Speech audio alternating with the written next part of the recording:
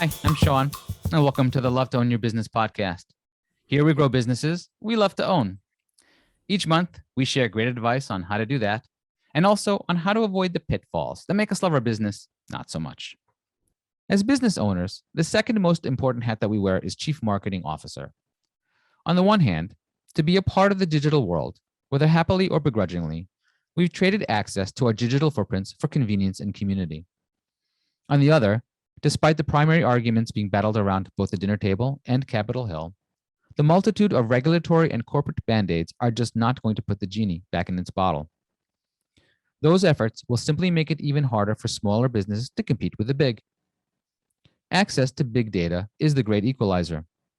Now that Apple continues with big changes to its browser's privacy settings, and with others soon to follow, the consequences will be adding yet more competitive advantage for the big box. By and large, email and social marketing is the lifeblood of a small business sales funnel. If you're struggling to understand how your business will need to adapt, then today's guest can help. Returning to us this month is CJ Maurer, the untitled but talented Chief Marketing Officer of The Gist, an inbound marketing and content company with its mission to grow your business by transforming it away from its broken traditional marketing efforts. So welcome back, CJ. Hi. Sean, it's great to be back. Thanks for having me, and I appreciate that introduction, not just about me, but how you set the table for this conversation. I thought it was very thoughtful. Thank you.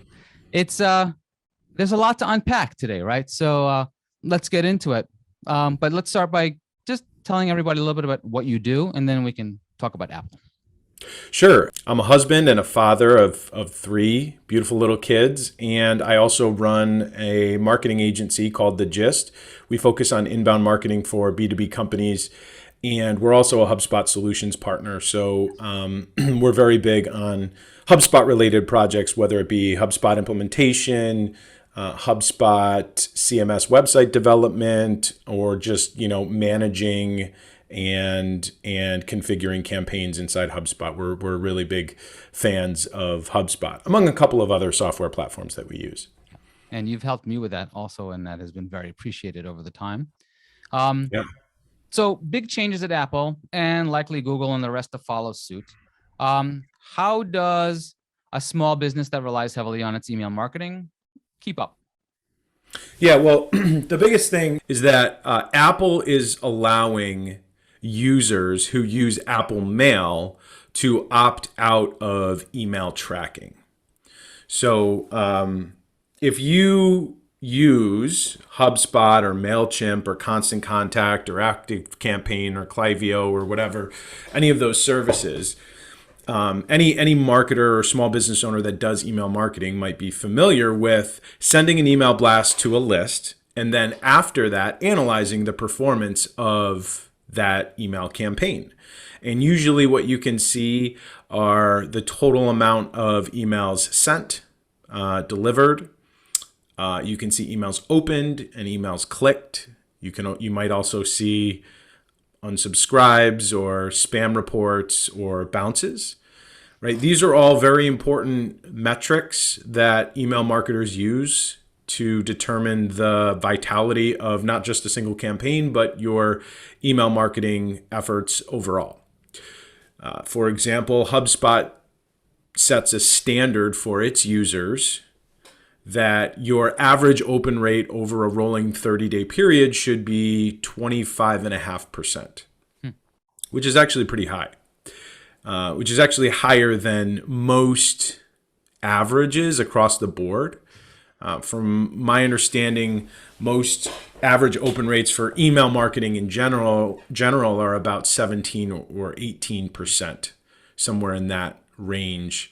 Now, it may be different. There are people who know more about email marketing than me when you really put it under a microscope and look at all of the details. So when you send those emails and you have the ability to analyze all of those data points, those aforementioned metrics, opens, clicks, things like that, it is because the email client is what it's often referred to as, or the software that you use to send the email has email tracking on it. Mm-hmm. This is different than just sending an email from Outlook or Gmail. In a tool like HubSpot, what you can also look at is you can see what email client was used. You can see a breakdown. How many people opened it with Gmail or Outlook or Apple Mail or other services, right? So there's really quite a bit of email tracking capabilities most email marketers are used to. And so the change with Apple is that anybody who uses Apple Mail can opt out of being tracked, which means that to anyone you send an email to that uses Apple Mail, you will not know if that person opened or clicked your email. In fact, the default setting, Apple, I forget the term they use for it, but it like preloads or pre-somethings the email. And how's that for like technical proficiency? But as a result, all emails sent to people with Apple Mail will default to open. So not only will you not know if people who opened who the email was sent to somebody using Apple Mail if they actually opened your email or not, but it also may skew your open rates and give you a false sense of security, of confidence in the effectiveness of your email marketing efforts. So there's a couple of things that I think especially small businesses should do. One is use an effective email marketing platform. One that can track opens, clicks, and things like that in the first place. And then two, even provide a breakdown of opens by email client. And one of the things that I would suggest, and a lot of other people would suggest, is, and again, this may not show up in the default reports, right? Because we just said Apple is going to default these to opens, but if your data is clouded around the people who opened it from Apple, I would suggest doing some of your own calculations and extrapolating your non-Apple open rate to the subset of your list that uses Apple Mail to calculate what is, I'll stop short of saying true, because now you'll never 100% know the true rate. But what could be assumed to be the actual open rate of your email, and that's really important because the open rate is an indicator of a couple of things. One, it's an indicator of how effective your subject line was, and the other thing, it's an indicator of the sender's reputation, and that's something that is influenced over time more than just one email. We all have different people or companies or blogs that we may subscribe to that, for whatever reason, we have varying levels of interest in whatever they're sending us. And, I have some things that I subscribe to that I don't open very often, but I don't unsubscribe because I just like knowing that it's there, and every once in a while I'll jump in. And there are others that I read the second I see them. I open them, I check them out, I'll star it or whatever and follow up. So the same is likely true for your audience and your emails. But you definitely do want to be able to observe any trends in open rates over time, because open rates could be a reflection of things that you have done in the previous handful of emails leading up to whatever most recent one. So looking at those averages on a regular basis and identifying trends could be indicative of, among other things, how well you're doing and how much people enjoy paying attention to you. Yeah, no, I think this is just the beginning, right? And I'm a data junkie. So if I'm going to adjust my content and make sure that it is better for the people that I'm sending it to, I need to see that data, right? Mm-hmm. So what else can we measure? And it's not just going to be in the email stuff. It's going to be on our analytics, Google, Yep. all kinds of things is going to change. So what can we start looking forward to doing differently? So first off, people use open rates as like a default email engagement metric. Sometimes you're just talking about email strategy and somebody, how's this doing? What's the open rate, right? That's like the first thing people gravitate to, kind of like website visits, right? Like what's the total website visits? But I kind of liken open rates to website visits in the sense that they're kind of like a vanity metric, because by themselves, just if you isolate that website sessions or email opens, by themselves, they're a vanity metric. They literally do nothing, right? Other metrics on the website side might be average session length, might be bounce rate, might be contact to conversion percentage, the percentage of visitors that were that filled out a form on your site became a lead or a subscriber, right? And so similarly, there are other metrics on the email side that are much greater indicators of actual engagement and relevancy, really being clicks, right? Or even number of opens, but I think more so is clicks. Most emails have either links out to other pieces of content, if it's like a newsletter roundup style email where you have links to articles and videos and resources and whatever, or a very specific, unless it's like a transactional confirmation style email. Otherwise, it usually has at least one very specific call to action, like read this, download this, schedule this, request that, whatever it may be. So I think we should begin by really prioritizing clicks, because ultimately the goal of the email is not to have somebody open it. The goal of an email is to have somebody take a particular action that you asked and hopefully persuaded them to take.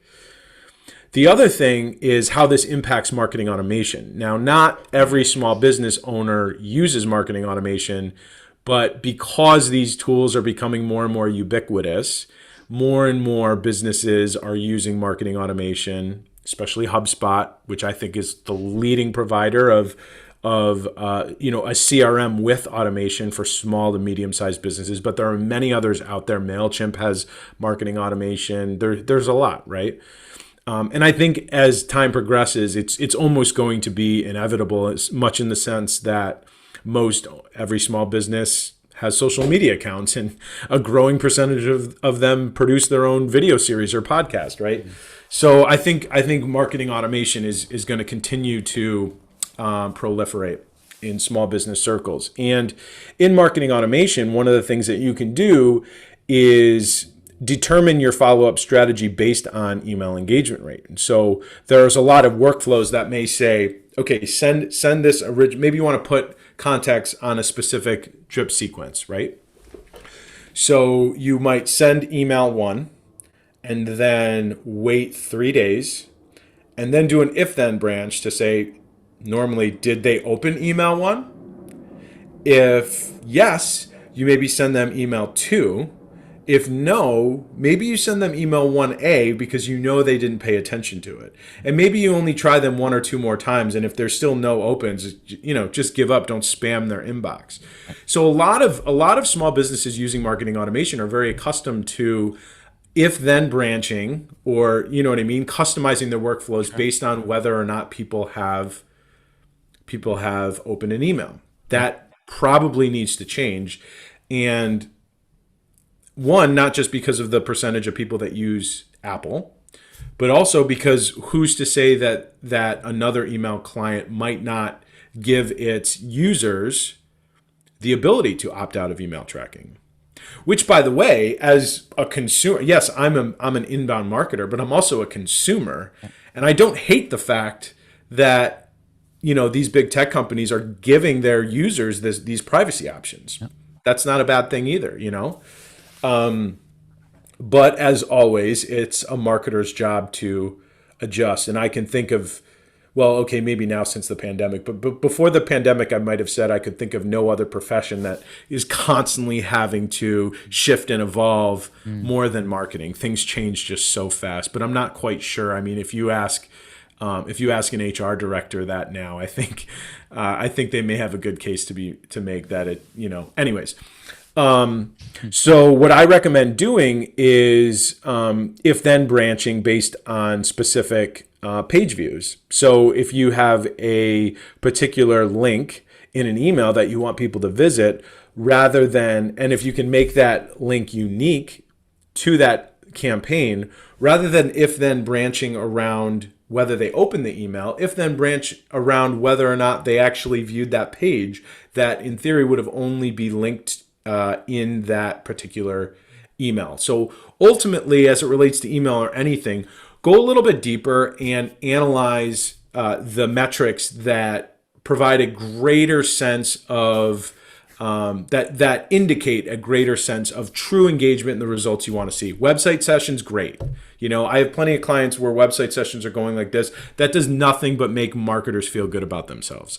Isolate that, it doesn't do anything. What you want, right, is you want a site that is actually relevant, that is showing up on Google and helping expose your business to more people, and then also converting those would-be anonymous visitors into known subscribers and leads. And on the email side, right, again, open rates, great. How big is your list? Great. I want to know how active that list is. I mean, I'm much more interested to know, I don't care how many people are sending your emails just how many people you're sending your emails to every month, or how many people are opening. Show me how many people are clicking your emails every month. That is really illuminating and much more indicative of how much people actually appreciate what you have to offer. It sounds to me like you're saying that the fundamentals of email marketing aren't going to change, but maybe the focus of what's primary, meaning that the email isn't primary, but the content, rather than supporting the email, becomes the primary focus. So the backup content, those links that are now ancillary to the email, or maybe just parts of supporting documents for what you've putting into the email, now become the primary focus. So we should gauge how we structure our content around those links, as opposed to having the links be part of the content in the email. I think that's right. And I think your characterization that the fundamentals of email marketing aren't really changing, I think is also right, at least mostly right, if not totally right. That all depends on how people are approaching email. And I don't think this is a fundamental that would have changed based on this new Apple privacy law, or option. But people need to think about why they're emailing people in the first place, right? Years ago, email marketing, when it first started, in the late 90s, early 2000s, I probably had 70, 80% open rates. Yeah. Right. And Google, and Google ads used to cost pennies, right? When inventory was low and there was less clutter, it was a digital marketer's dream. But that's not the reality now. And the reality is that people are busy, and there is an increasing demand for their attention. But I don't know about you, like, there's still only 24 hours in the day. Like, buyers have a fixed amount of time and attention to give, but there is an increased demand for it, because anybody with a business idea or a startup and an internet connection can now try to influence me. So what that means is that buyers are in control, because what else happens when there's more demand than supply, right? The suppliers can win, right? And so in order to overcome that, marketers need to be really thoughtful about what they're sending to people and why. Because every email is you're basically saying, I'm asking for your time. And what is more valuable than your time? So you need to make it very clear right from the beginning that you are going to honor the time and attention that somebody gives you, right? That you have earned by interrupting them with something as small as an email.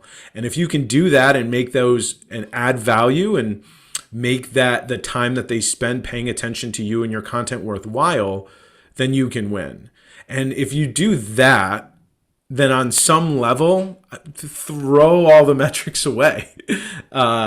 Because that really is, if you can be a really intuitive and lead with value, you know what I mean? If I could probably guess what somebody's, at least an approximate range of somebody's email engagements, if you just showed me 4 or 5 of their most recent emails, and you know what I mean?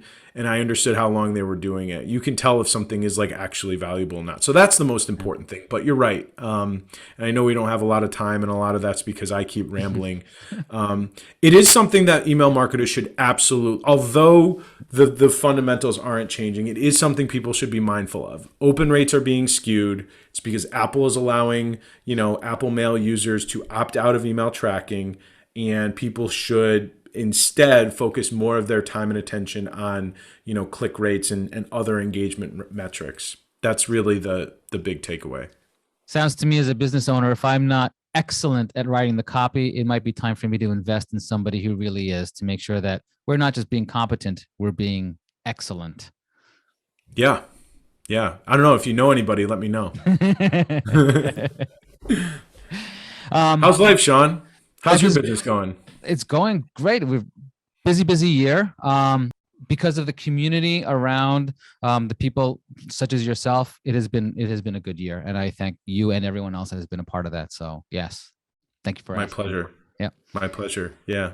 Why don't you close us out? So first steps, I know you got maybe 1 minute or 2 minutes. In that 1 minute, why don't you let us know what a business can do to start looking at taking stock in what the priority of changes should be? Yeah. So I think I would go back to that little monologue I just offered a couple minutes ago about, why you are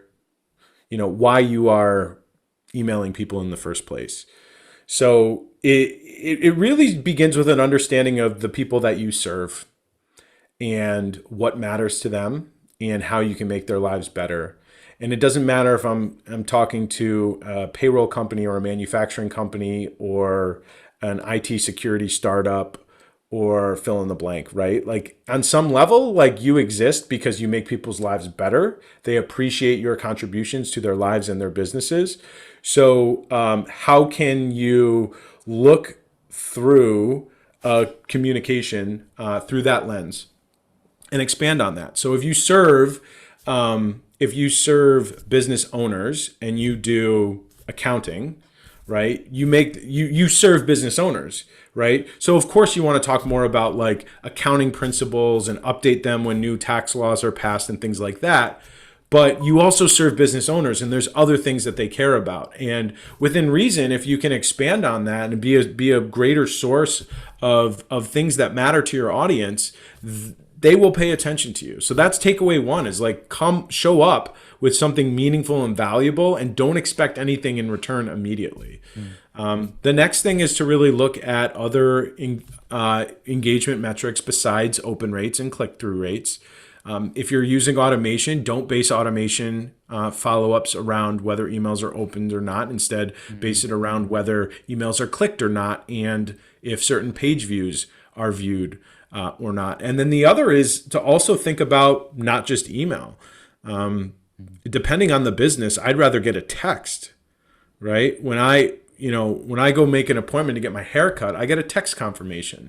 And then I get a reminder 24 or 48 hours before, which is awesome. Yeah. If you want to know where to hide something, go hide it in my personal non-work email inbox, because I never, ever check that.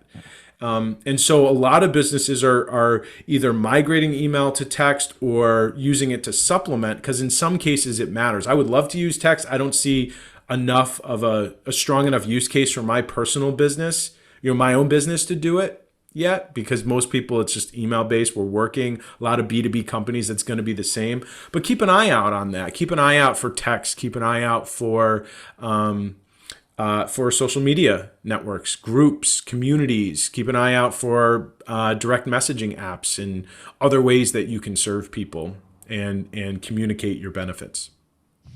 Thank you, CJ. This is great. So if you want to learn more about CJ and The Gist, you can find them at thegistcontent.com.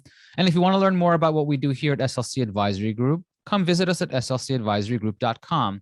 And of course, if you don't want to miss any of our content, be sure to hit the subscribe button when you do, and we'll let you know when our next episode comes out. And we'll see you again next month. And thank you again, CJ, very much. Thanks, Sean. You're the best.